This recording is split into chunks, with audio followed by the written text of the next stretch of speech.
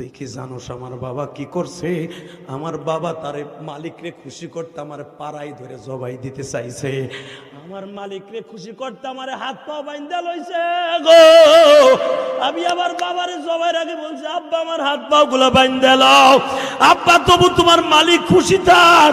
আমার বাবা তার পুরো বৃদ্ধ বয়সের পুলারে জবাই দিতে চায় শুধু তার মালিকরে খুশি করার লাইগা। আমার বাবার এই জন্য ইব্রাহিম খলিল নাম দিছে গো। আগে বল আমার বাবা কি কইছে? আর একটু বসেন না, পরে বসবাগে বল আমার বাবা কি বলছে। তাহলে শোনেন, আব্বা ডাক দিছে, তোমরা ঘরে কে গো? আমরা আব্বা। একটু পরে জিজ্ঞেস করছে কেমন আছো? আলহামদুলিল্লাহ। তোমার শাশুড়ি কই? বলতে দেরি আছে, আমার আর বুঝতে বাকি নাই। আমার আম্মা হুজুরের খবর আমার আব্বা ছাড়া আর কেউ নিব না।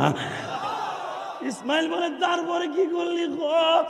একটা দৌড় দিয়ে আমার আব্বার বুকের মধ্যে মাথাটা রাখছি, আবার বাবারে দুই গেলে দুইটা সুবা দিছি, আর বলছি আপনার মা যদি বাইসা থাকতো খেদমত করতো না।